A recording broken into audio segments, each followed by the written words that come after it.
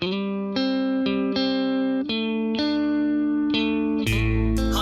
fish, listen, repeat. Broadcasting from the Tasman Lake Lodge Studios. This is Sporting Journal Radio. Presented by OnX. Know where you stand with OnX. Now here's your host, Bret Amundson. All right, welcome to the show, ladies and gentlemen. I'm Bret Amundson. Thanks for tuning in on this station right here by downloading the podcast wherever you get your favorite podcasts or by streaming it on demand at sportingjournalradio.com, or maybe you're watching this on YouTube, Facebook, Rumble, or one of the other various places, Instagram, that we post content from this radio show. Thank you very much. That's Dan Amundson right over there. How you doing, Dan? My name. I'm doing all right. Good, thank you. Thank you for being on the show today, Dan. Well, I'm happy to be here. I don't know if I have a choice anymore. No, probably not. Lot to get to this week, ladies and gentlemen. We've got a really cool show for you. We are going to talk about horseback elk hunt with Kaylee Helget. She went out there and shot her first elk. We'll tell you how that went and what advice she would have if you wanted to go do something like that. Also, Jason Zins is going to join us from Shields headquarters up in Fargo. He shot a nice muley recently. Look at that guy right there. He shot a couple of them. He also had a pretty good hunt with his son recently, and he's going to tell us all about that. And he's also with North Dakota ND Bucks and Bulls, North Dakota Bucks and Bulls on Facebook and Instagram. We'll talk about how that page has just kind of exploded with giant racks and cool deer and first-time hunters and stuff, and what that's all about. He'll tell us. Jamie Dietman is going to join us too. He had a very successful elk hunt this year in Montana, and he's over there chasing mule deer right now. How is his hunt going? We'll find out here in just a little bit. Plus, Joe Henry is going to join us to talk about ice fishing and what Lake of the Woods might be like this winter. Dan, who are our sponsors this week on the show? Yeah, this week's sponsors, just like it last week, are Haybale Heights Campground and Resort on Devil's Lake. Plan a trip to Devil's Lake at haybaleheights.com. Ottertail Lakes Country, find your inner otter at ottertaillakescountry.com. Lake of the Woods Tourism, plan a trip to Lake of the Woods at lakeofthewoodsmn.com. Tasman Lake Lodge, plan a trip of a lifetime to catch giant lake trout and pike at tasmanlake.com. OnX Hunt, always know where you stand with OnX. Mid-Migration Outfitters, hunt geese out of the famous Lac Paul Refuge in our heated pits. Learn more at midmigrationoutfitters.com. And Prairie Sportsman, watch episodes anytime at prairiesportsman.org. Now, what we're trying to do on this show right here is not only make you better at hunting, fishing, spending time in the outdoors, but increase outdoor participation either for you, your friends, your family, or somebody new that wants to learn more about the outdoors. We want to grow the outdoor the strength in numbers, the outdoor crowd. We want to make it bigger and stronger to preserve our tradition of hunting and fishing forever for many generations to come. I hunt and always will. I fish and always will. And if you agree with me, you can show off your unflinching attitude towards outdoor participation with a new hat, hoodie, mug, or more from the Sporting Journal Radio store. You can also try one of these vacuum sealed bottles. Dan and I both have these, and I love this thing right here because you can put coffee in it, you can put something cold in it, and it seals up nice and tight. And I bring that out there when I'm hunting because inevitably, I'm not a big coffee drinker. Dan, I know you always bring a coffee thermos with you or one of these with you with coffee in it, and you can seal those up. It's nice. But what the problem I see you guys have when you have that coffee is you're drinking out of the little cap, you know, the lid of the coffee thermos. The cup? The cup. Yeah, thank you very much. Well, it's like a lid, too. It's a cup. It's a cover, whatever. So it's a cup that you screw on. It's open. So inevitably, if you got a full cup of coffee and a flock of ducks come in, half the time that coffee ends up on the ground, right? It gets cold. Or gets cold. If I got a can of Diet Mountain Dew, which I bring out with me all the time, I set that can down, and pretty soon there's stubble from the blind falling into my cup. So I bring into my can. So I bring the sealable vacuum seal bottles with me, and you can tip it upside down. Nothing spills out. Mine's out. I show you mine, but mine's out in my blind bag out in the truck right now because it's pretty much where it stays all the time. I take it with me. Nothing gets spilt, and you can keep stuff warm, keep stuff cold. So check them out at the Sporting Journal Radio store. You can also check out these sweet hoodies that Spy Point, thank you very much, Spy Point, they included them in their holiday gift guide, which you can see in the blog on the Spy Point website. So if you go to spypoint.com, I believe, and you go find their blog there, you can see all these different gift ideas that are included on there. Some really cool stuff. that will help you out in the outdoors. Oh, look at that hoodie right there. I mean, the Spy Point one is pretty cool too, but they have featured the I Hunt and Always Will hoodie from Sporting Journal Radio in the Spy Point gift guide. So make sure that you check that out. All right, we came across some really cool items here recently. I came across mine a few months back, but Dan, you just got an old Goose Call that your grandpa gave you? Sure did. We were at deer camp 2 weekends ago or whatever, but check this thing out. He said, he was giving it to me. He's like, I don't really have a use for it. And he was never a giant waterfowl hunter, but he said he wouldn't use it anymore, and so he gave it to me. And it's the Herder's world famous Numera Goose Call, number 383. There's different numbers. I don't really know what they mean, but you got the box. He's got the call. It doesn't really sound what it the same. Let's hear you. But they shot geese with that, and it blows me away. And we'll have to take it hunting someday. But it's got the box, it's got instructions or all sorts of things written all over the box. It's unconditionally guaranteed to call geese. You should try to show a close up of that box because it's pretty neat. It is neat. Honestly, the box might be kind of cooler than the call. See if we can get it to focus here. How old do you think that call is? I don't know. So part of the reason that we're showing you these items right now is because we're not completely sure how old they are, or we're looking for more information about them. I guess we should probably get a hold of Terry Middlestead about that Herder's Call. He would probably know about that one. But that's pretty neat. Probably just needs a little tuning. I'd be afraid to open it up and start playing around with it. Maybe let Corey play with it. Yeah. Well, and then I've got this duck call, and I was going to try to run it for you, but. The problem is, and I did actually open this one up to take a look, the reed I think this is the reed, and the reed's busted on it. It's metal. Oh, yeah. Which is kind of interesting. Now, this call came with a record. So this is the JR system from Jimmy Robinson and Walt Bush, True Calls from Hopkins, Minnesota. And it comes with a little instructional booklet and a record, and it's from 1945. So I just, like, my dad, he's like, are you interested in this thing? I'm like, are you kidding me? Like, how cool is this old waterfowl stuff? The history of waterfowl just blows me away. Old gear, old decoys, old guns, shells, old calls like this. How cool is this? So I know you can Google a little bit. I think we found some of the... Like a minute clip of that record, yeah. We probably should have queued that up to play. That would have been kind of cool. Well, we'll do it again. We'll find out we'll try to find out a little bit more information about these things and do some stuff on a future show, and maybe we'll get some people that know more about them on the show, and then we can play some of that record. But a couple of really neat items, or if you have some old school waterfowl stuff that you think is really cool, and there's a neat story behind it, send it to us. And a picture of it. We don't need the item. Unless you want to give us Unless you want to give it to us, yeah. But a picture of it would be great, and maybe a story behind it, and we'll hook you up with some stuff from the store probably. So check that out at sportingjournalradio.com, and if you know more about this stuff, feel free to let us know. And I think that's the best part of hunting is these stories and the family history and the traditions. And one tradition that we've started in our family is we've started kind of this fall pheasant hunting trip. We used to go out to North Dakota, and then we started coming here to western Minnesota. And this year we weren't able to get all the family members out here, but we were able to get my dad, who's 81, and then your dad, my brother, and then you, and me, of course, the four of us. So it was kind of a 3-generation hunt. And we went out and we got to do some pheasant hunting. And we hooked up Wade with a GoPro, which at some point the GoPro just fell down. So we just got a whole bunch of footage of the top of his hat. Yeah. But here is, if you skip ahead to the 140 mark. I wish they gave us a little timer on these things so I knew where I was you can't even see. No, apparently not. Well, at some point here, he will have a rooster get up in front of him, and we'll get to see. I think you got to skip forward. Yeah, there it is right there. Well, 1 miss, 2 misses. Oh, no. Well, and then what we really wanted to do, though, is get my dad some shooting. And we were posting while Wade was pushing up there. I had my dad, and we were posting, and these pheasants were flying past us. And I watched one rooster land up in these cattails in front of us here. So I had Mika with, and I positioned my dad, and I said, all right, Dad, we're going to go try to kick up this rooster and hopefully push it towards you. And I found this little trail into the cattails that I finally put Mika on. And once I center on that trail, Wilson, no, I think you got to go forward a little bit there. Go play from right there.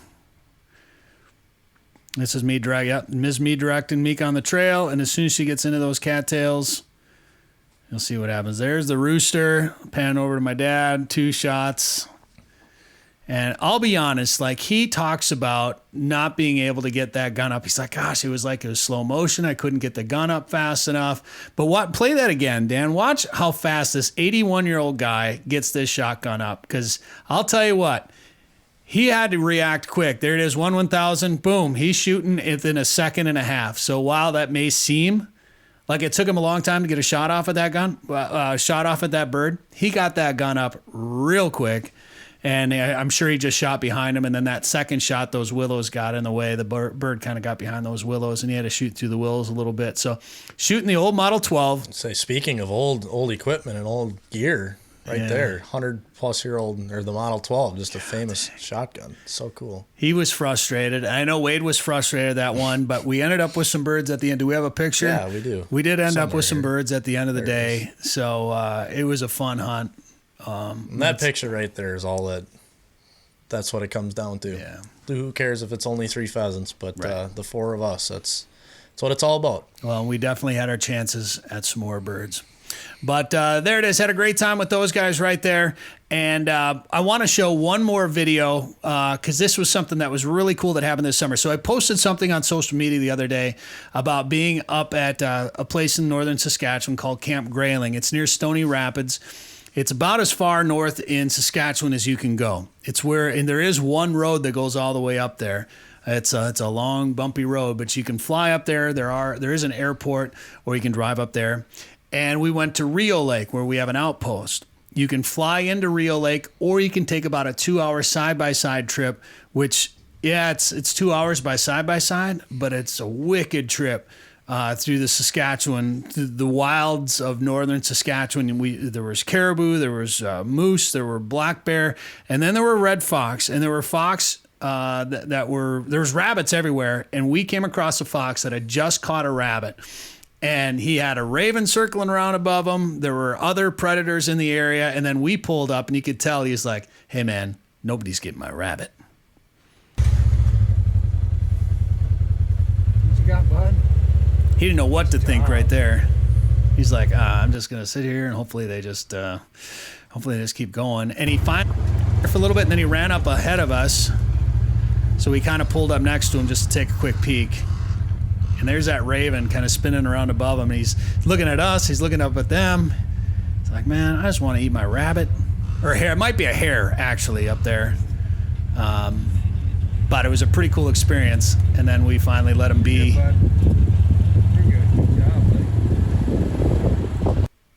You guys being so supportive, congratulating him. That's nice of you. Well, hey man, fox are cool. They're cool animals, and if you really looked, that was a big hare or rabbit, whatever. That was a big animal, and fox aren't that big. No. So that's not that fox don't catch rabbits and hares quite often, but that's still a pretty big animal to take down, and that's going to be a big meal for him. I'm sure it'll a few meals for him, most likely. He'll probably stash that. But anyway, check out Camp Grayling. For more on getting up there, go to fishcampgrayling.com. All right, coming up, we're going to talk big game. We got elk, muley, and whitetail stories. We're also going to get a little ice fishing preview for Lake of the Woods coming up, and we'll let you know kind of what we're seeing for waterfowl right now when we come back. Ice fishing season is here. This winter, plan a trip to Devil's Lake, North Dakota. Not only will you have the chance to catch their legendary perch, but this year, Haybale Heights has been catching big walleye after big walleye. And they're doing it from a mobile, comfortable snow bear. No matter how cold it is outside, you're warm and toasty on the inside. Learn more and book a trip today at haybaleheights.com. That's haybaleheights.com.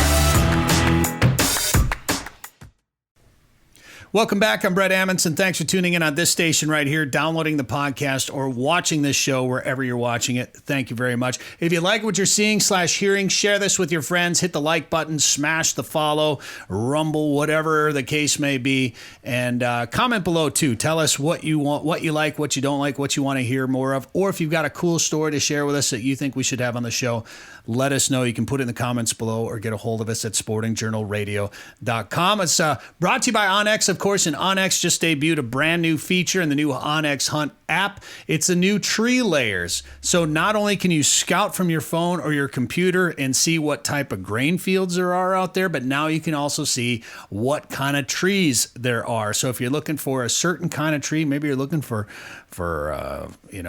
acorn, oak trees that are dropping acorns, whatever, you can find that on the new layer, the new tree layer. Maybe you're looking for thermal cover for deer. You're looking for cedars and pines.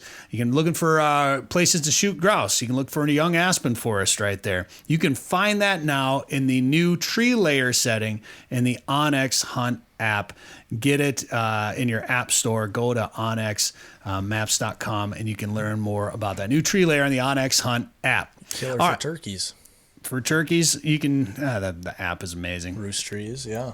You should get it. If you don't have it, get it now. Well, it's been real windy for us. I know we're going to talk to Jamie about how windy it's. He's been out in Montana. I guess he's had like some 60-mile-an-hour wind gusts over there this week. It's been gusting up to 40 here in western Minnesota here these last couple of days. It's been real windy. So when it wasn't windy, birds were on the move. We were seeing more geese and more ducks migrating, either migrating in or migrating out. It got windy, of course. That stalls things out just a little bit. But birds are definitely pushing as more and more areas up north get covered in snow or their water freezes up.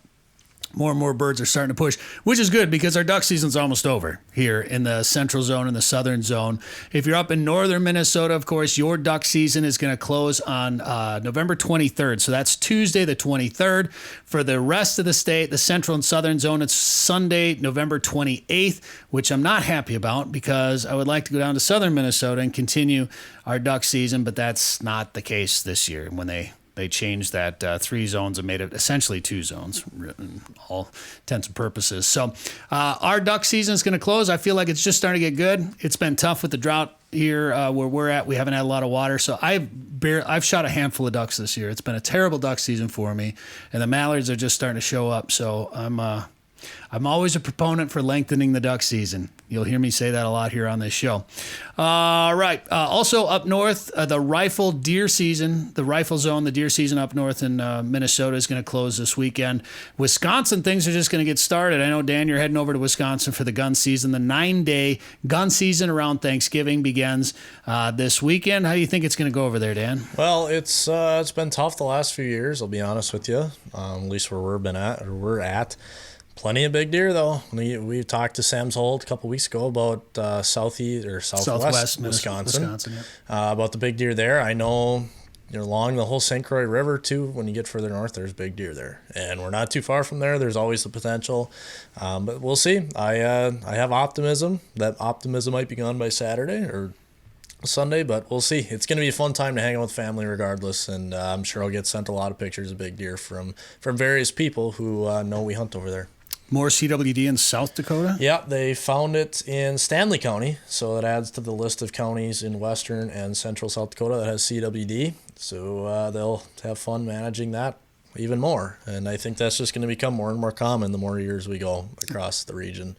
Between CWD and EHD, tough year for EHD this year, but some hunters did find success in South Dakota. West River, Bill Barber sent in this picture of buck shooting this buck.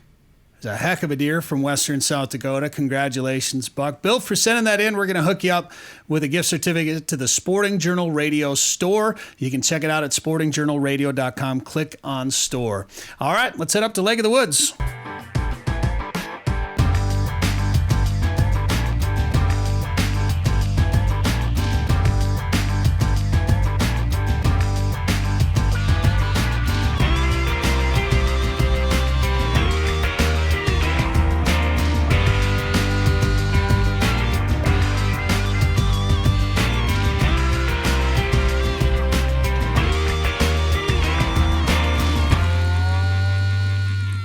I fish and always will. Don't apologize for being an angler. We're going to talk fishing right now at Lake of the Woods with Joe Henry from Lake of the Woods Tourism. Joe, every time I look at the calendar, I cannot believe what I'm seeing.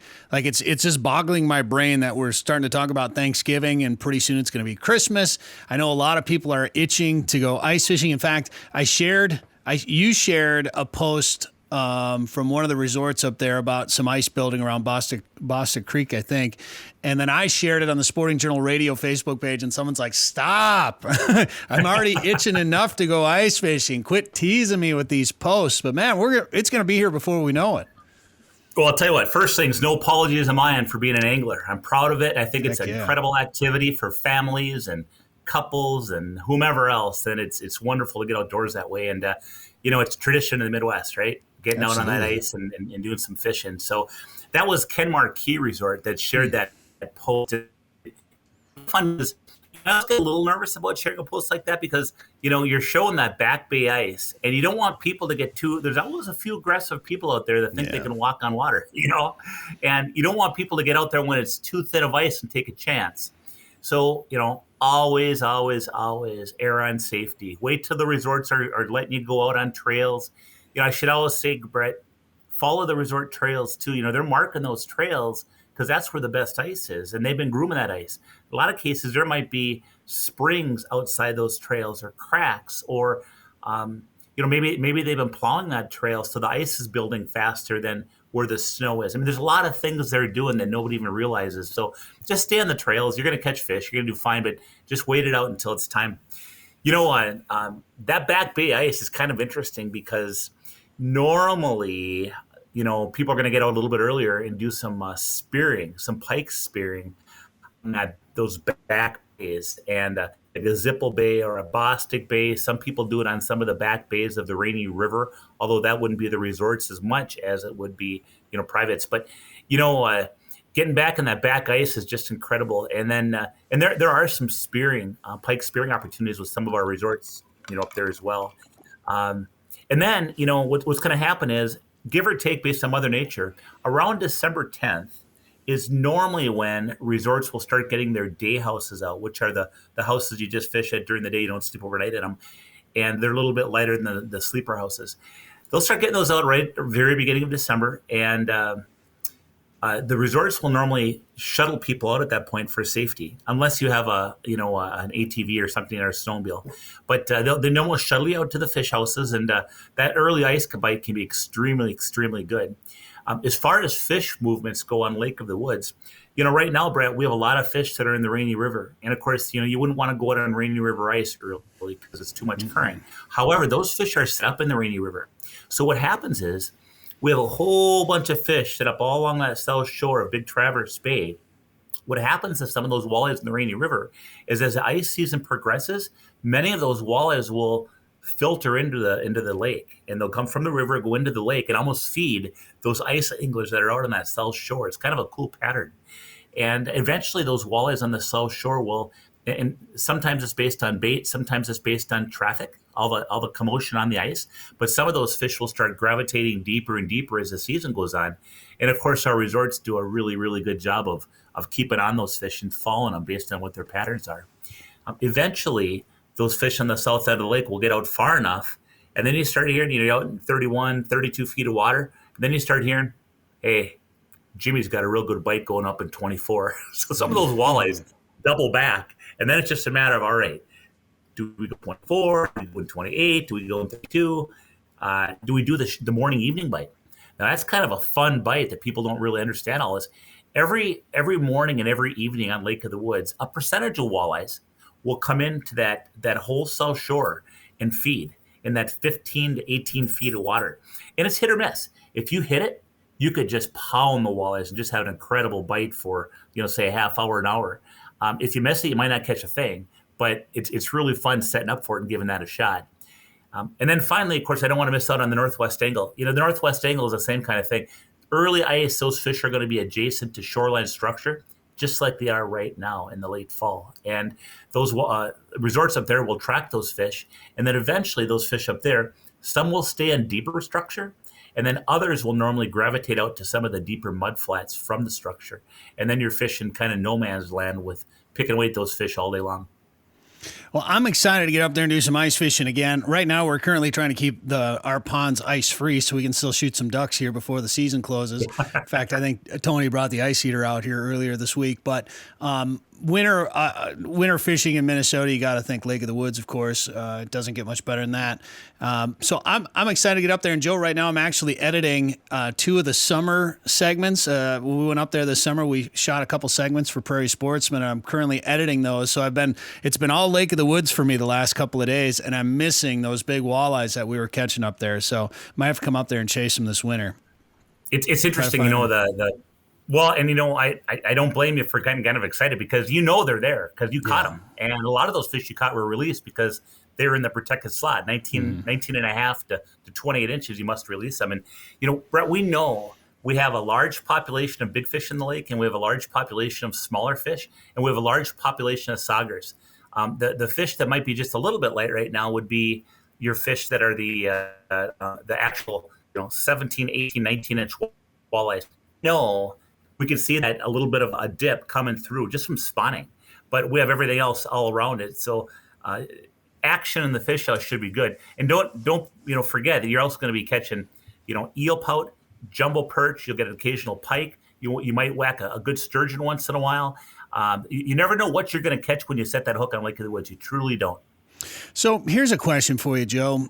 There was a discussion on Facebook, one of the groups the other day, about the state record in Minnesota is like 17.8 or something like that, 17-pound walleye, 8 ounces, and what it's going to take to break that. And everybody agrees that the Rainy River is probably the most likely location where that record could get broken.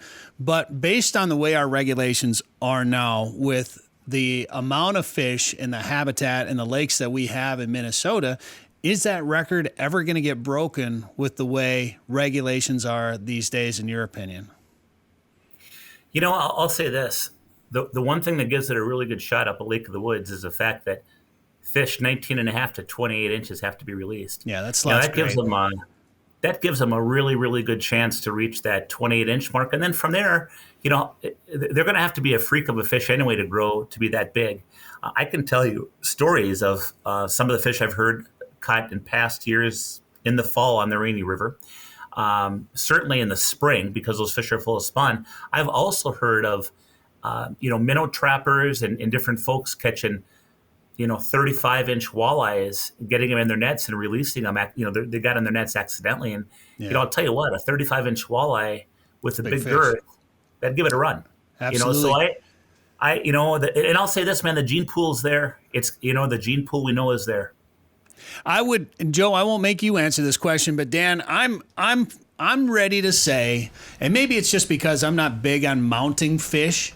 Like, I got plenty of mounts. I don't have any fish mounted. If I did, I'd do a replica because I think skin mounts, they just deteriorate too much, and it's just not worth killing that fish, I don't think, for a fish mount. But I am of the thought process now that I would push for nothing over 19 and a half inches at Lake of the Woods. Everything over 19 and a half has to go back.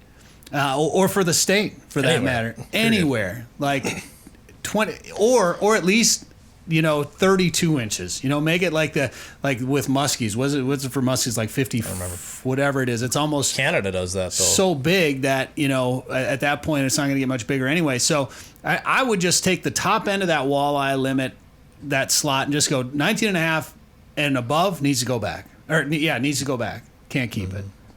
Yeah, and so what you'd be doing is you'd be saying that right now the only thing you'd be eliminating is you can keep one fish per day over 28 inches or above.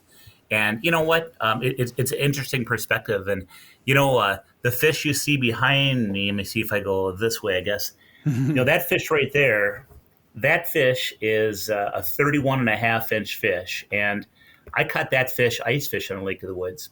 And I'll tell you what, I was with some outdoor writers, happened to catch that fish with a bunch of guys in the fish house. And by the time we took pictures and things of it, that fish had pretty much been toast. I tried letting that fish go for about 30 minutes, and its pectoral fins were moving and its gills were moving, but it just didn't have it in it. And did it fight too hard? Did I have it out of the water too long?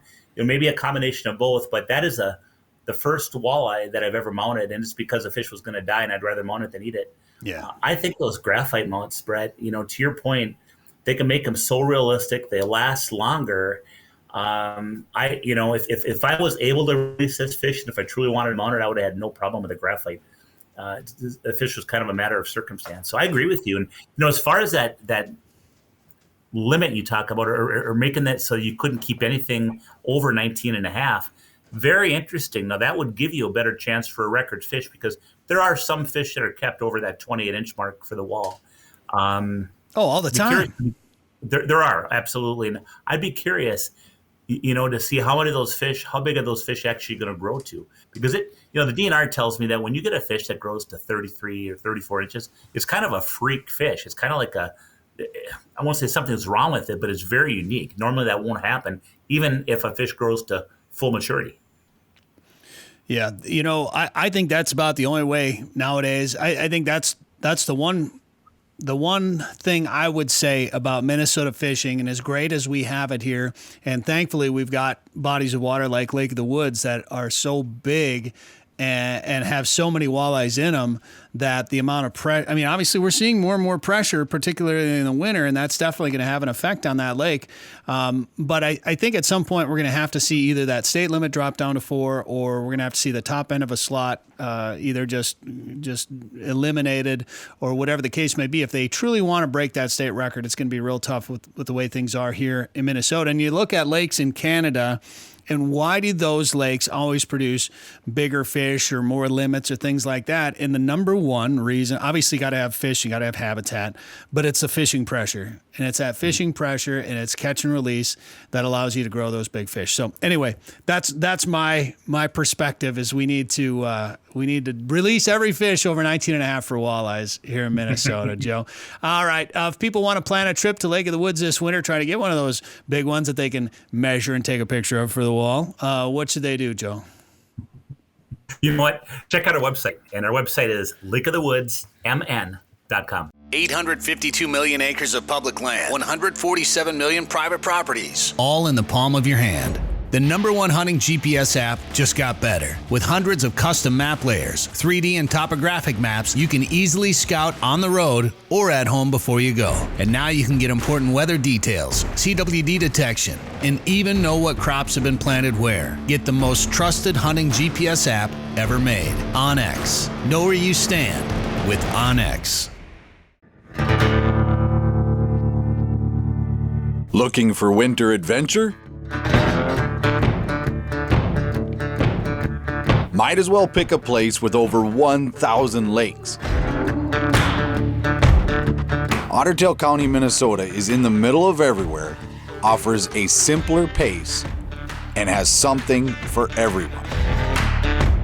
Find your inner otter at ottertaillakescountry.com. All right, welcome to the show. I'm Bret Amundson. Thanks for tuning in right here on this station, or by watching this on YouTube, Facebook, or wherever you're watching / listening to this. Thank you very much for tuning in. Don't apologize for being a hunter. I hunt and always will, and that's what we're going to talk about right now. Is we've got some guests today that have spent some time west of the majority of our listening audience. In fact, one of them is still out west right now. They've had some success out there chasing big game around, and I want to get their stories because they had some unique experiences out there. So first of all, let's bring everybody on. Let's bring Jason. Zins is with us. Jason, how you doing? Good afternoon. Doing great. Thanks for coming on the show. You're at Shields in Fargo right now, right? At headquarters? Yes, sir.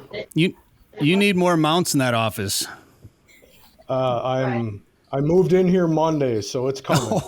Brand new office. Well, I want to ask you about that. If you want to talk about it, we're going to talk about your new office here later in the show. Also, Kaylee Helget is joining us here on the show. How you doing? Good. How are you? Where are you joining us from today?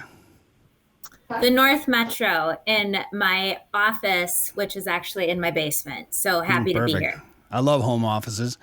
Thanks for being on the show. And also Jamie Dietman, of course. Jamie, you're on the road right now, it sounds like. Yep, we're in Glendive, Montana. Montana. Cool. Can the entire hotel lobby hear all of us at this moment? Pretty much, but there's nowhere else to go. That's all right. What are you doing in Montana, Jamie?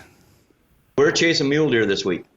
Nice. Is this your second trip out to Montana this year? Yep, this is my second trip. First trip was for elk. That was great. And now we came out to chase mule deer, and not so good. Oh, it hasn't been good so far. How long are you going to be out there for? Next week sometime. Okay, so you got some. Those are the best hunting trips. When are you coming home? When I shoot something, something like that. I love it. All right, well, we're going to talk about your elk trip, and we'll find out how this muley trip's been going for you too. But actually, Kaylee, I want to start with you because I think you might have had one of the most unique experiences out of all the guests here because you were in Wyoming, is that right? Yep, I was. And you were on horseback. Sure was, yeah. I'd like to act like I'm an expert at that, but I certainly am not. It was a first-time experience hunt for me, for sure. What made you, who did you go with and whose idea was it? Okay, good question. It was my uncle's idea. So he had called me about a year and a half ago and said, I want you to come out to Wyoming and do this elk with me. Of course, not knowing what the heck I was getting myself into. So it was actually my uncle and my dad came with as well. And just to give you some background, I didn't grow up in a hunting family by any means. My dad does not hunt, but he came along so he could be with me for the hunt. So that was really cool. a special thing. And then also a coworker of theirs, and it was his son-in-law who owned the outfitters that we went through. So there was 3 guys, me, and then a guide that went. So it was pretty amazing. Who's that? So you knew the guy then that did it, so that's why you guys went on horseback for this particular hunt. Mm-hmm. Have you ridden horses? Have you ridden horses before? Well, a family vacation in Alexandria, Minnesota when I was like 7. I don't know if that counts. And I mean, can I share a funny story about my horse experience? Absolutely. I'm going to share this. So the morning of our first hunt, so let me back up. My dad was prepped that he was going to ride the biggest horse. His name was Alfalfa. And when I say a big horse, I'm talking about like a Budweiser Clydesdale horse, like the ones you see during the Christmas commercials and for Super Bowl. And so, that was a joke. Like my dad doesn't have to get on and off because he's not hunting. So he's just going to stay put on Alfalfa. In the morning, they screwed up the saddles. And so we're in the parking lot. We get a 30-second overview of, this is what you need to do. Here's how to work the reins. Trust the horse. They know what they're doing. And Zane, who was our guide at the time, called me over to Alfalfa and said, well, this is your horse. And I said, is this some kind of cruel, sick joke that you're playing on me? And he's like, no, get on the horse. And it was like a ladder, every time they had to help me up, help me off. But Alfalfa was just a champ. He got me to where I needed to be. So, yeah. That's great. Yeah. So did it take you a little while to get used to riding a horse through the mountains? These guys, no, it didn't. You just trust the horses. So it was really, there's a picture of my dad. It was really interesting when we left, like any other hunter, you're up really, really early and you're going out in the dark. And so once the truck lights and the trailer lights went out in the parking lot that we were at, like you couldn't see anything. It was pitch black. And so the horses just know how to follow. And we had 2 guides with us. And so, we went up, we started at about 5,000 feet and went up to about 10,000 feet elevation in the pitch black. And so it was really interesting as we walked that trail back down after 2 of us had filled tags for that day. You really see the trails that you were on, and probably good that we didn't know it, right? And so these little thin trails and then 10 feet, it's like a big drop off. And so even that was just incredible. And I thought to myself as we were going up, man, if I don't fill a tag over the next 5 days, just this experience in and of itself is incredible. So the horses were very good to us. I was going to ask you about that because when you're riding through the mountains, I've ridden horses through the Badlands in North Dakota and you get on some buttes and there's some cliffs and some elevation, but not like being in Wyoming. And I know when you go hunting in the mountains with horses, you end up going on some trails where there are some drop-offs. And, you didn't see any of those until it was light out? Or did you see some, did you go across some that you're looking at your horse like, come on, man, We can do this. Yeah. Well, when dawn broke, we were on some trails with some pretty steep drop offs, but for the majority of the ride up, we didn't know what we were up against. And that's probably a good thing, because I think if I would have actually known what was happening, I would have freaked out a little bit. And, these guides just are so great with their horses, and these horses just know. And so my concern was to fill my tag, and I didn't really have to worry about the horse that I was on. They just knew what they were doing. And so, well, the horse experience was a bonus. What I've found, it's similar with dog sleds too. When I've been on a dog sled or when I've been on horseback, and they're going down some of the same trails they've been on before, and you probably had a guide in the front, maybe a guide in the back, or maybe two, maybe just one. But when those horses get in a line, they probably just follow the horse in front of them and know where they're going, I bet. Yeah. Yep, that was exactly the experience. I mean, and I kind of thought I was a cowgirl at the end of it, trying to make my horse gallop, thinking I knew what the hell I was doing. I didn't. But yeah, I mean, they know what they're doing. You just got to trust the horse. They're probably thinking these humans don't have a clue, which we didn't. So, yeah. They've probably had worse riding them. Probably. Sure. Well, I hope so. Right, and you filled your tag. So you shot an elk, which is awesome. Congratulations.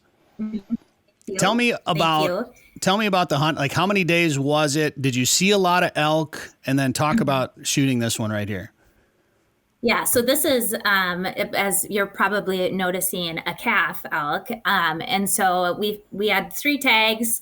My uncle and our other guy that we went out with got pretty big cows, but I bagged this calf.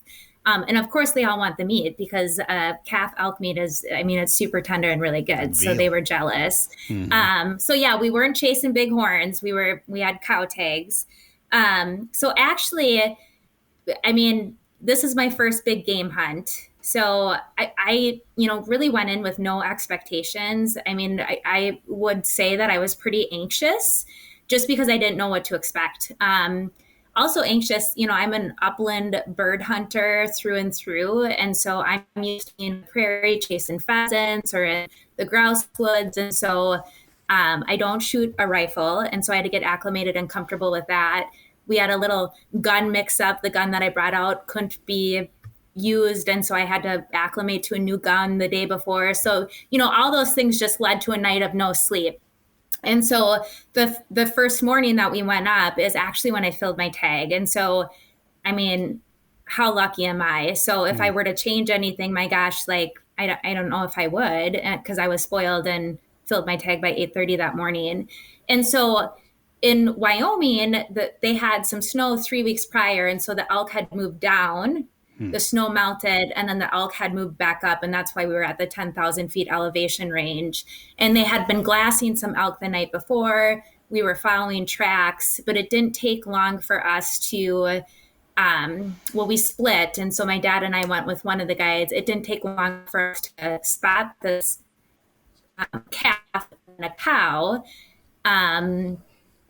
And so we kind of rode back up, we tied up our horses, and it all happened really quickly. And, people talk about buck fever. I had elk fever. I was so darn nervous, just like, oh. So we kind of went down about 400 yards down this little coulee, and I couldn't even see the elk. The elk had disappeared from my eyesight, and she was tucked behind a tree stump. And so directly 100 yards down from that tree stump. And so you had to kind of go around the stump to see where she was. And right behind that elk, there was a ridge with a bunch of bull elks hanging out. And so it was just the most perfect scene ever.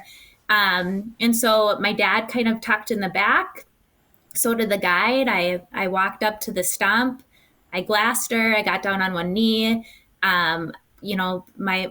My rifle was probably going like that, it was pretty nervous, took a deep breath. And, as a hunter, the biggest fear is that you're going to wound and lose an animal. Sure. And so I kept thinking about that, so if I didn't fill a tag, I was okay with that, because the worst thing would be, geez, you shoot something, you make an animal suffer, and you can't find it at the end. And I had a great shot, a heart shot, and she was down instantly. And so, I was just grateful for that experience. But I think even more, you're surrounded by the Teton Mountains, and to turn around and see my dad's face when I shot that, I think that's a moment that I won't forget. And of course, you do the prayer over, the elk, and you're grateful for the experience, and then you get to work. So that's my dad. So you can see he's a little happy. He's not a hunter, but very proud of his daughter, who for some reason started hunting about 10 years ago. So that's how the harvest took place. Did you clean the animal then? Did you get to gut it? I guys are very particular, and so I was part of the process, got my hands bloody, but he was there with his axe kind of doing his thing as well. Sure. And shortly after that, my uncle we heard some shots kind of across this ridge, and so my uncle had filled his tag, and so we cut down some pine tree branches and covered the elk with that, and that's my guide, Neil. Just, a straight up cowboy, no orange on him, no fancy hunting gear, just doing his thing. He was pretty incredible. And we came back down and got that elk meat, and then we all walked down the mountain. It was like a 7-mile walk down with the meat on the horses, which was just awesome too. So, I haven't done a lot of hiking in the mountains or hunting in the mountains, but going down is a lot easier than going up. So I don't know, Bret. The walk down kind of kicked my butt too. You think like, oh, this will be fine. But after about an hour and a half on these steep slopes and with the mountain air, we were pooped, man. That was something else too. I mean, did I have a couple beers after that? Yeah, I did. Well deserved. I do know that angle, like my feet. I wore the wrong shoes, the wrong boots when I last time I did it. So my feet kept sliding down into the toe of my boots. Yes. So my feet got a little sore afterwards. But congratulations again. It's a pretty neat story. Yep. And I would love. I have not elk hunted yet, so I'm anxious to do it. I never thought about doing it on horseback. That would be I think that'd be kind of fun. But that'd be an interesting element to it. Jamie, let's bring you into here. You've been elk hunting now for a few years. Are you going to bring horses next time? No, I'm allergic to horses. Oh, well, that would make it a problem then. Yes. How many years ago did you take your first elk trip to Montana? It was 7 years ago. 7 years ago? Yep. 7 years ago. And you did not shoot one the first year, right? The first year I did, but it took me 3 trips out, I think 27 days, and I finally shot a cow. And then every subsequent year, though, you've shot one almost right away. Yep, every year since I've gotten my bull on opening weekend. Yeah, that's cool. And this year was the biggest. This year was the biggest. So this year I decided, since I'm turning 50, I'm going to try to get a big one and make it a special year. We found some nice elk, and we found them coming through a ravine the day before and the day before that. So we scouted for a few days and made a plan and went up in the dark and waited for the herd to start coming through. And I let 4 smaller racks come through, big 6x6 that was busted. And then it was great. Ranged him at 340. Got ready, took my shot, and he went about 10 feet, and I put my scope back on it, and I could see the shot placement, and he tipped over, and the crying started. One shot. Yep. What's that rifle you're using there? I have my Kimber 300 short mag. Mistress Kimber. Yeah. Does Tammy get jealous about that gun? The way you talk about that gun, it makes me wonder if your wife gets jealous. Tammy bought her for me, so. Okay. He's my out of town. So, how much work did it go into packing that animal out then? This one wasn't as bad. We were only in 1.5 miles compared to normal years where I'm in 5 miles.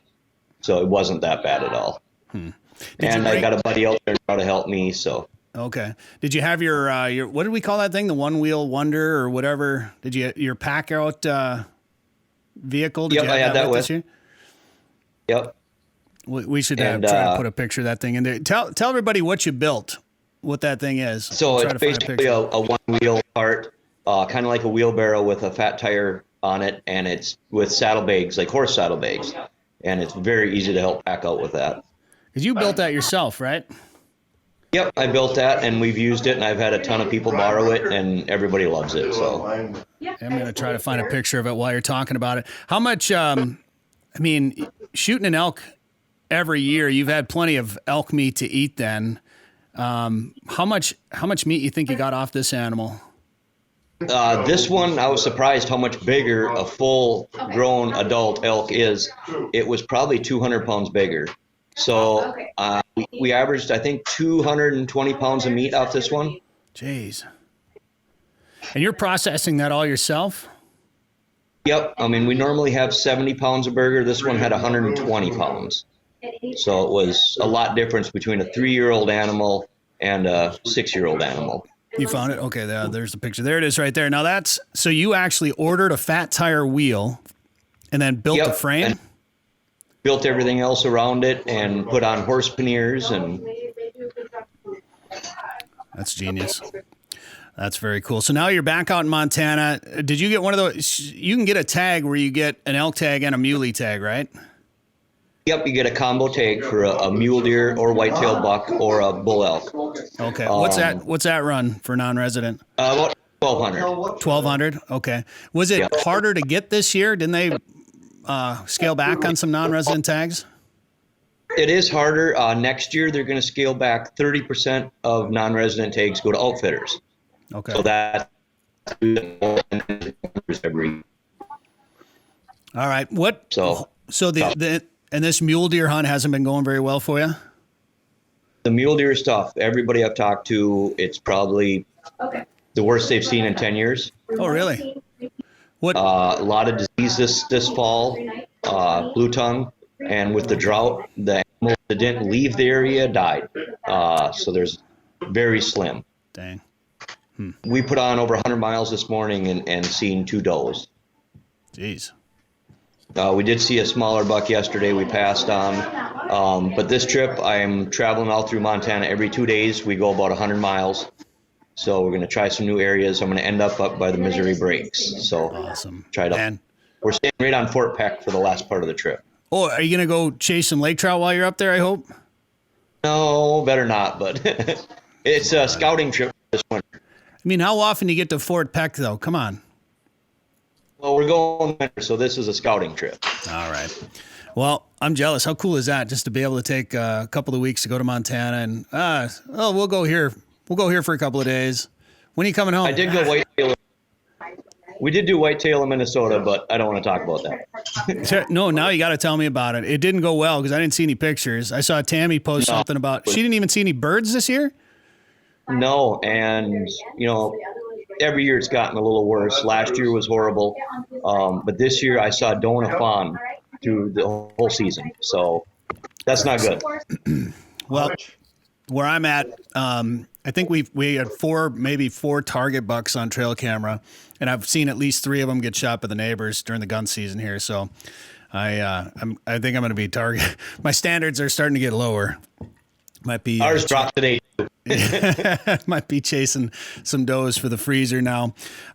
Jason, your deer season, however, has gone pretty well so far. It looks like. Originally, you were hunting with your son. Is that right?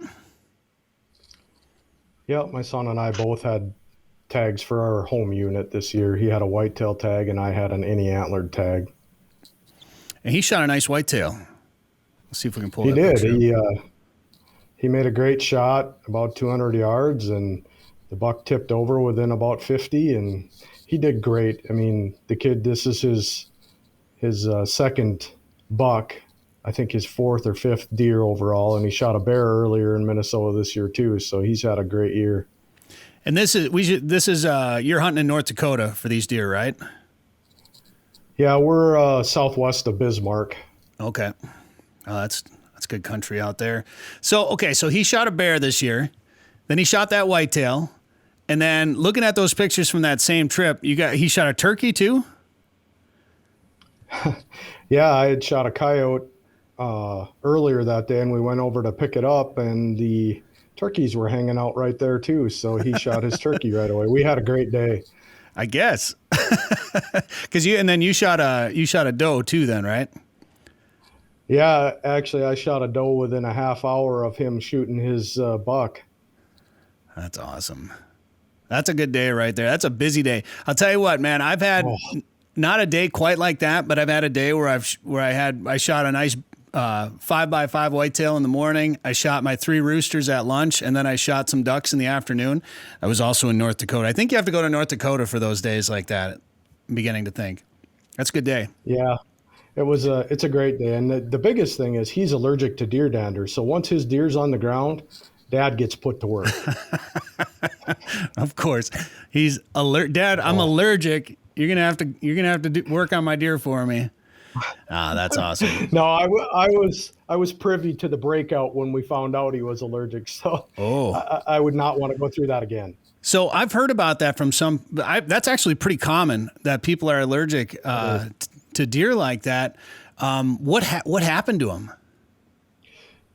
He broke out in hives. He didn't go into anaphylactic shock, but his face broke out in hives, and he was just in pretty rough shape. Luckily, one of the people we were hunting with had some Benadryl, and that took care of it. It did. Because we were 50 miles from Bismarck in the closest hospital. So, oofda. Jeez. Well, I'm glad he's all right. Yeah. That's a pretty neat day. And you then so then you shot a muley. Where'd you shoot the muley at? Exact same place. Oh, you did? Yeah, we have we 12 deer shack that overlooks our property, and we pretty much kill every deer the whole family shoots out of this deer shack. That's awesome. There are some. He did send a couple pictures from years past. Did we get those? Some muleys? You don't know? Yeah, we'll see if we can find those. There's been some pretty nice mule deer taken off that property, Jason. It looks like. We'll see if we can. We'll see if we can find them. But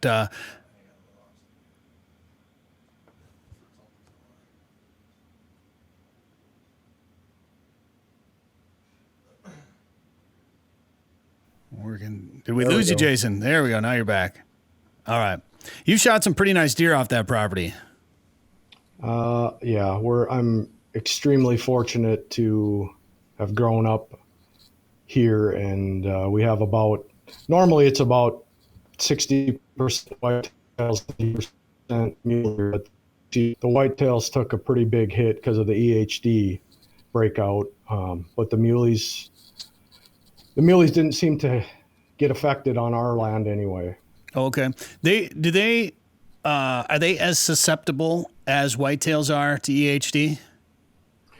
It doesn't seem like it in our area, but on the North Dakota Bucks and Bulls site that I run, I got quite a few pictures. I think I'm up to 8 now of the mule deer bucks still in velvet during the first week of deer gun hunting. And what the biologist at Game and Fish told me is that EHD lowers the testosterone in these bucks so they don't shed their velvet. So it's affecting them. Interesting.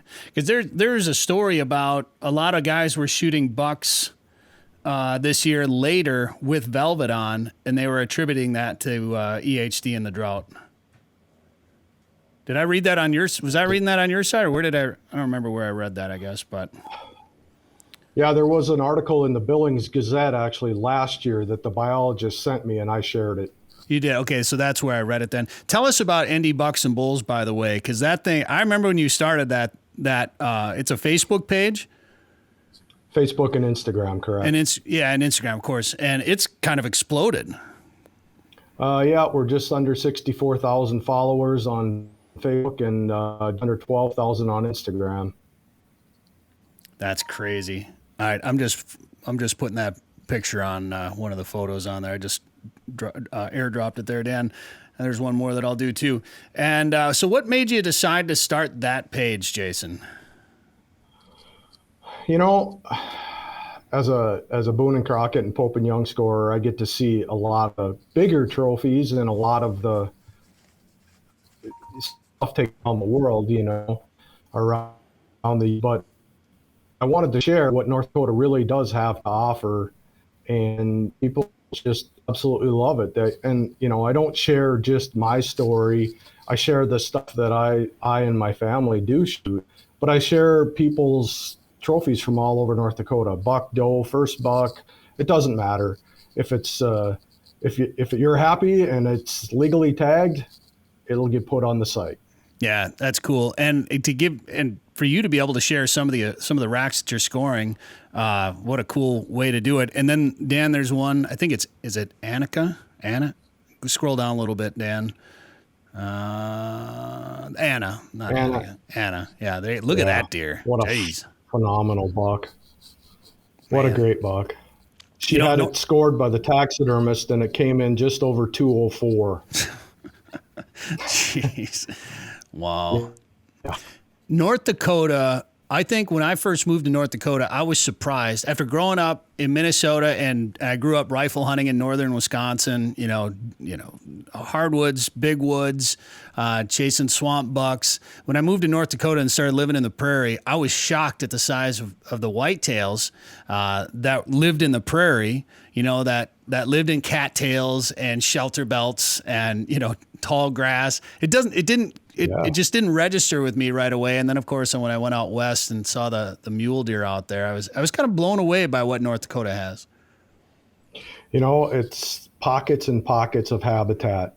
In combination with people over the last 30 years letting the animals grow bigger. And that's a big key. Really had an effect on, I'm scoring more Boone and Crockett animals from North Dakota now than I have in the last 20 years.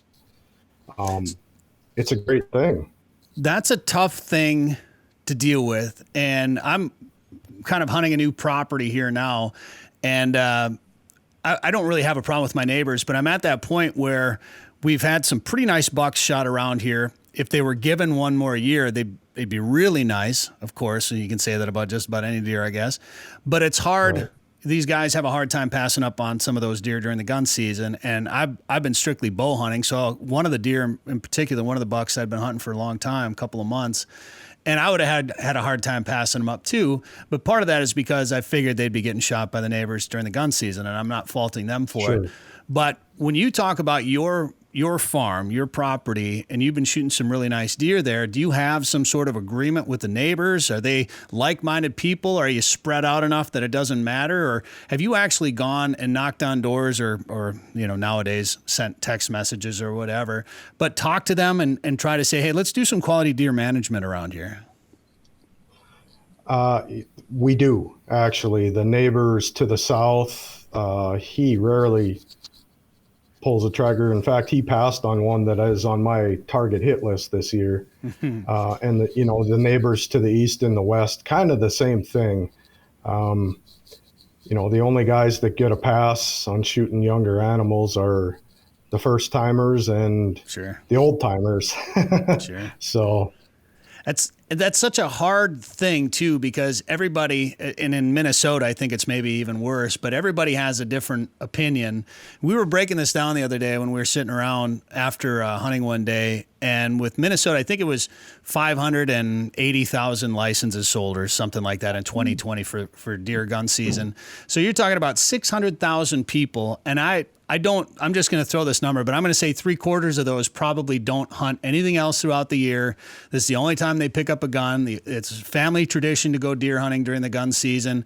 It's hard to convince them to try to let some of those bucks grow or to do this or do that, or maybe they like to make deer sticks. It's completely illegal to shoot that animal. It's a hard discussion to have with some of those people. It really is. It's definitely a hard choice. And, a lot of people don't understand it because they are meat hunters, Well, we're meat hunters too, but right. I shoot a doe or, Mm-hmm. Yeah. It's just, there's many years where my rifle tag or my archery tag go unfilled because, this year we were hunting 2 very specific whitetail bucks, and muleys, I never had anything on camera. This one surprised me, to be honest. I love it when new deer come into the property. It's like Christmas morning when you get that trail cam photo. You never know what's going to happen in November. The cards are all in the air right now, The bucks are all whipped up into a frenzy. Noses in the air or noses on the ground, one or the other. You shot that coyote. Speaking of eating meat, have you ever eaten coyote, Jason? Nope, never will. Never will. Is that what you said? No, I've eaten mountain lion and bobcat, but I will never eat coyote. How is bobcat? Tastes the same as mountain lion. Well, I've heard I haven't had mountain lion, but I've heard mountain lion is like a pork almost. Is that how you describe it? Yeah, it's a very, very white meat. I've had brats and I've had backstrap, and it was both delicious. I haven't had coyote yet. I'll probably say I would try it. I just don't think there's very much meat on it. I did eat timberwolf one time though, and timberwolf backstrap, and it was surprisingly pretty good. I'm not gonna go out of my way to eat it again, but we had it. It was being cooked up, and it looked like it had a consistency of beef. Looked like beef. It may have been over seasoned. Corey was doing the cooking, and I think he was like, "Well, this is timberwolf. We're gonna put a little extra salt on there." And but it was good. I'm not gonna lie, it was pretty good. And I hey man, I'm all about eating, generally eating what you shoot. I hunt. I'd like to shoot big deer and big racks too, but man, I'm out there grocery shopping when I'm out there with a shotgun or a rifle or my bow most of the time. So I'm all about that. I do want to shoot some coyotes this winter. I probably won't throw them on the grill, but you never know. Maybe in the crock pot. Maybe don't. We'll slow cook some of them. I've skinned way too many of them. It's like I will never eat musk. I've just skinned too many of them, and it's not appealing to me in any way. How about this is kind of weird. I want to put everybody on. I want to ask this question to everybody. And Kaylee, this might be a tough one for you since you just rode horses, but I've eaten enough fast food that I figure I've probably eaten horse along the way at some point. But have any of you ever eaten horse before, or would you? Not that I know of. Yeah. I spent some time in China, and they say that they use a lot of horse meat. So I'm sure that I was eating horse along the way and just chose not to acknowledge it. Right. Well, then you've probably eaten some sort of canine, I bet, too, if you're over in China. Probably, but we're not going to talk about that. Along with snake and eel and everything else. So, yeah. Did you have snake wine while you were over there? I did not have snake wine, but one of the mornings I got to pick my breakfast out, which was snakes in a tank and eels in a tank, and they fried it in front of you and put it on your plate. So how was it? Lovely. Chewy. Yeah. That's all I'll say. Yeah, chewy. I ate rattlesnake, and which isn't bad. I know a lot of people have eaten rattlesnake. This comes back to Corey. I don't know why my weird food stories always involve Corey, but he came over and he was hunting in South Dakota and ended up with a rattlesnake. And I was cooking. I don't remember what else I was cooking on the grill that night, but I was manning the grill, whatever. Had a bunch of food on there. He goes, "Hey, cook this up." throws a rattlesnake on the grill for me. So okay, so that was tastes like chicken. Tastes like chicken, yeah, a little bony, but it was good. It was pretty good. And alligator, like same kind of thing, is pretty good. I've in Africa, zebra was on the menu after we shot them, and you know what? It was probably one of the best, if not the best, I've ever eaten. Really? That's got to be kind of horse-like, something like that. I would say, sure looks like one, I thought we were getting shut down talking about eating horse or something, Dan. What was going on there? Yeah. We probably will. Zebra. So was it like medium rare, or how did they prepare zebra? We had the back straps, and yeah, it was medium rare. It was amazing, cooked on an open fire. What else was there any other wild game that you ate over there? We ate everything. We had kudu, gemsbuck, impala, eland, hartebeest. We ate everything we shot. And got zebra, to try some of everything. Yeah, absolutely. Zebra was the best? It's a tough choice, but I would say it's right up there. Number one or number two. Man. All right, now I'm gonna have to try zebra. We're going to Africa, Dan. Dan, did you say you've eaten horse? I've had horse at a Pheasant's Forever Wild Game Feed. They had wild stallion, so it wasn't like they stallion. They didn't have alfalfa at the the wild game feed. But it was it was meat. It wasn't bad. We'll take it. So it's cooked right. It's fine. It's all a cultural stigma, a lot of that stuff. Like, I don't want to go start eating dog or anything or cat, but I mean, it's literally all in people's minds. I think a lot of that, and what's acceptable in your culture, of course. And, if you process wild animal right and you prepare it the right way, you can make just about anything taste pretty good. That's been my opinion. Kaylee, if any of these guys wanted to do a horseback, or anybody watching this or listening to this wanted to do a horseback trip, what advice would you get? Would you do it again, first of all, and what advice would you give them?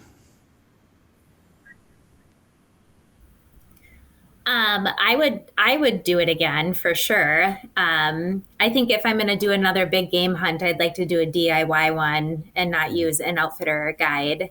For me, it was just trusting the animal. I mean, I think that's one of the concerns that I had going in. It's like, I don't know how to ride a horse. But 5 minutes in, I think that anxiety disappears and you're good to go and you're focused on what you're there for, and that's filling your tag. So, I think it's incredible. You get to cover a lot of ground in a short amount of time, and it's just a different experience, versus just, boots on the ground. So I would totally recommend it. And I mean, I know a guy who's got a horse named Alfalfa that would take good care of people. So sure.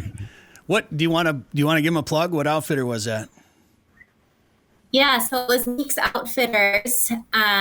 Zane Meeks is his name, and they live outside of a small town called Bondurant, Wyoming. So it's south of Jackson by about 20 miles, kind of on the Idaho border, and just gorgeous country.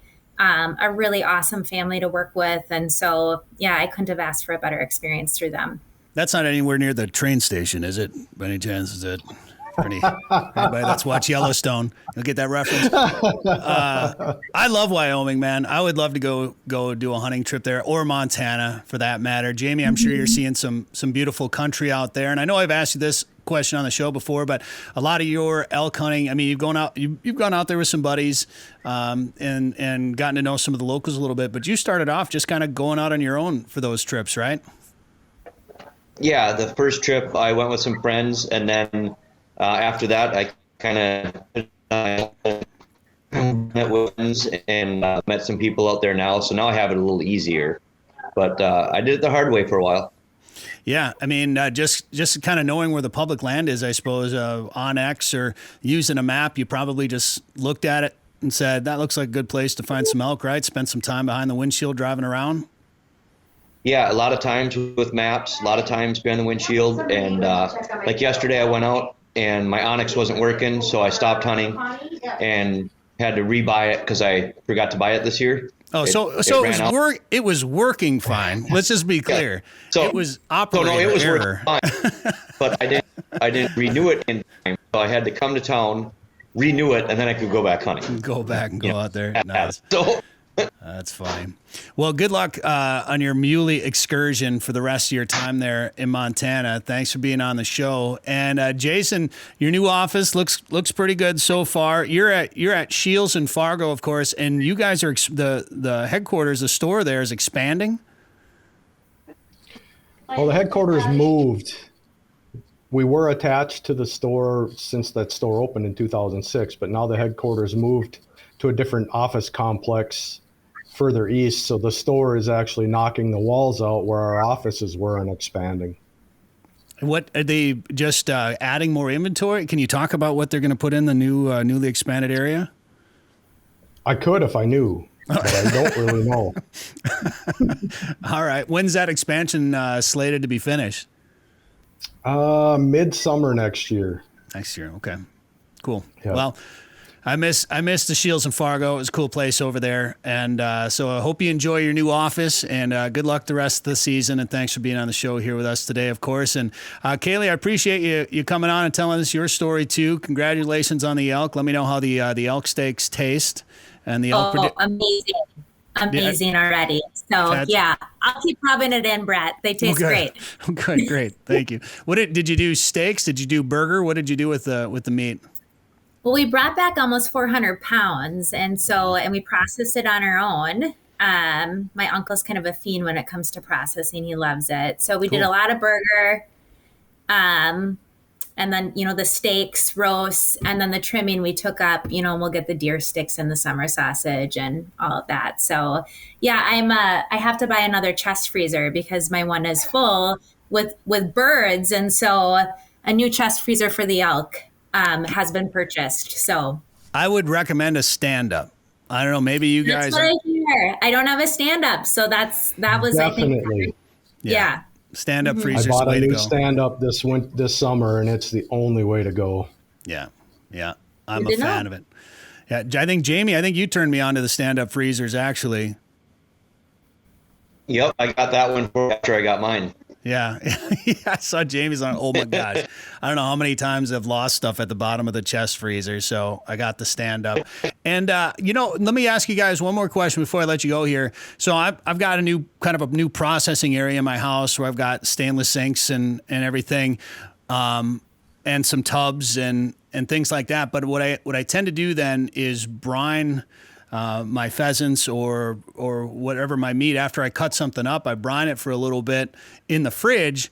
Well, right now it goes into my fridge in the kitchen. So then, like, I've got my food and I'm always spilling bloody water on all my whatever. So I'm looking for a new type of fridge, basically, to have in my processing area. Do you guys have any suggestions? I thought maybe just even little dorm fridge might just do the trick, because I got to carry it downstairs and put it down in the basement and everything like that. But if you guys, I want a walk-in cooler is what I'd like to do. That would be ideal. But you guys have any experience with like a cooler for your meat that you're processing? So I would suggest a full size because I had a small fridge, but with a full size, you can fit in a lot more meat. And then you can use the freezer to freeze water jugs and stuff to put in your coolers and take on trips. It's just a lot more convenient. We used it a lot this year. I think I can fit 4 or 5 meat lugs in it full of meat. So when you're processing, you can keep them cold. So it's just way better, I think. Yeah, I mean, I guess I didn't really think about processing a big game animal and having to have all that space. I was thinking more about waterfowl and birds and pheasants and things like that. But yeah, all right, we'll have to get a big one. But okay, I'll go with Jamie on that one too. Yeah, that makes sense. I don't go out and shoot a bunch of elk and mule deer every year like you do, Jamie. So I haven't had to deal with. Maybe he'll take you next year. All right, let's go. Let's go. There you go. We all heard it. All right, guys. Thanks for the time today. Good luck the rest of the fall, and thanks for being on the show. Thank you. Good to talk to you, T-Bone. Sporting Journal Radio is a division of Macaba LLC. If you've got a question, comment, or story idea for us, send us an email. Go to sportingjournalradio.com. While you're there, you can learn how to advertise on the show and visit our store for hats, hoodies, coffee mugs, and more.